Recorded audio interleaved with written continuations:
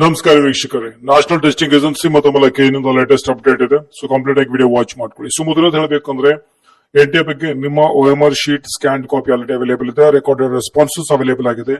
ದಯವಿಟ್ಟು ಒಂದ್ಸಲ ಚೆಕ್ ಮಾಡ್ಕೊಳ್ಳಿ. OMR ಅಂದ್ರೆ ನಿಮ್ಮ OMR ಅಲ್ಲಿ ಕರೆಕ್ಟ್ ಇದೆಯಾ, ಏನಾದ್ರು ಮಿಸ್ ಆಗಿದೆಯಾ, ನೀವು ಶೇಡ್ ಮಾಡುವಂತದ್ದು ಮಿಸ್ ಆಗಿದೆಯಾ, ಸೊ ಅದನ್ನ ದಯವಿಟ್ಟು ಕರೆಕ್ಟ್ ನೋಡ್ಕೊಳ್ಳಿ. ಯಾಕಂದ್ರೆ ಅದನ್ನ ಪ್ರೊಸೆಸಿಂಗ್ ಮಾಡಿ ಫಲಿತಾಂಶನ ಕೊಡ್ತಾರೆ. ಒಂದ್ ವೇಳೆ ತಪ್ಪು ಕಂಡು ಬಂದಲ್ಲಿ ಏನ್ ಮಾಡ್ಬೇಕು ಅಂದ್ರೆ ನೀವು ಚಾಲೆಂಜ್ ಮಾಡುವಂತ ಒಂದು ಲಿಂಕ್ ಕ್ಲಿಕ್ ಮಾಡಿ. ಸೊ ಯಾವ ಒಂದು ಪ್ರಶ್ನೆಯಲ್ಲಿ ಮಿಸ್ಟೇಕ್ ಆಗಿದೆ ಅದನ್ನ ನೀವಲ್ಲಿ ಚಾಲೆಂಜ್ ಆಗಬಹುದು. ಅದಕ್ಕೆ ಪ್ರತಿಯೊಂದು ಪ್ರಶ್ನೆಗೆ ₹200 ಚಾರ್ಜ್ ಆಗುವಂತದ್ದು UPI ಅಥವಾ ನೆಟ್ ಬ್ಯಾಂಕಿಂಗ್ ಅಥವಾ ಡೆಬಿಟ್ ಕಾರ್ಡ್ ಮೂಲಕ ಅದನ್ನ ಪೇ ಮಾಡಬೇಕು. ಒಂದ್ ವೇಳೆ ನಿಮ್ದು ಕರೆಕ್ಟ್ ಆಗಿತ್ತು ಅಂತಂದ್ರೆ ನಿಮ್ಗೆ ₹200 ರಿಫಂಡ್ ಆಗುತ್ತೆ. ಓಕೆ, ಸೊ ಒಂದ್ಸಲ ಆದ್ರೂ OMR ಶೀಟ್ ಕಂಪಲ್ಸರಿ ನೀವು ಒಂದ್ಸಲ ಚೆಕ್ ಮಾಡ್ಕೊಳ್ಳಿ.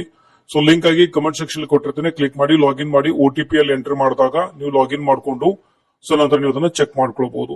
ಆಮೇಲೆ ಕೆಇ ಬಗ್ಗೆ ಹೇಳ್ಬೇಕು ಅಂತಂದ್ರೆ ನಿನ್ನೆ ಅಂದ್ರೆ 13ನೇ ಜುಲೈ ನಿಮಗೆ ಆಲ್ರೆಡಿ ಒಂದು ಪ್ರೊವಿಸನಲ್ ಫಲಿತಾಂಶನ ಬಿಟ್ಟಿದ್ದಾರೆ. ರೌಂಡ್ 1 ಸಂಬಂಧಪಟ್ಟ ಹಾಗೆ ಯಾರಿಗೆ ಅಲರ್ಟ್ ಆಗಿದೆಯೋ ಅಥವಾ ಅಲರ್ಟ್ ಆಗ್ಲಿ, ನೀವು ಕಂಪಲ್ಸರಿ ಏನಂತಂದ್ರೆ ನಿಮ್ಮ ರಿಸಲ್ಟ್ ನೋಡಿದ ನಂತರ ಕಟ್ ಆಫ್ ನ ಒಂದ್ಸಲ ಚೆಕ್ ಮಾಡ್ಕೊಳ್ಳಿ. ನಿಮ್ಗಿಂತ ಕಡಿಮೆ ಇರುವಂತ ರ್ಯಾಂಕ್ ನೀವು ಹಾಕಿರುವಂತ ಕಾಲೇಜ್, ಅದೇ ಕಾಲೇಜ್ ಮತ್ತೆ ಅದೇ ಕೋರ್ಸ್ ಅಲ್ಲಿ ಏನಾದ್ರು ಸೀಟ್ ಅವೈಲೇಬಲ್ ಅವರಿಗೆ ಅಲರ್ಟ್ ಆಗಿದೆಯಾ, ನಿಮಗೆ ಅಲರ್ಟ್ ಆಗಿಲ್ವ ಅಂತ ಚೆಕ್ ಮಾಡ್ಕೊಳ್ಳಿ. ಒಂದು ತಪ್ಪು ಕಂಡು ಬಂದಲ್ಲಿ ಕೆಇಗೆ ನೀವು ಇಮೇಲ್ ಮೂಲಕ ಅವರಿಗೆ ಹೇಳಬಹುದು. ಸೊ ಅದರ ಒಂದು ಇಮೇಲ್ ಐಡಿ ಎಲ್ಲ ನಿಮಗೆ ಕಮೆಂಟ್ ಸೆಕ್ಷನ್ ಅಲ್ಲಿ ಕೊಟ್ಟಿರ್ತೇನೆ, ಡಿಸ್ಕ್ರಿಪ್ಷನ್ ಅಲ್ಲಿ ಚೆಕ್ ಮಾಡ್ಕೊಳ್ಳಿ.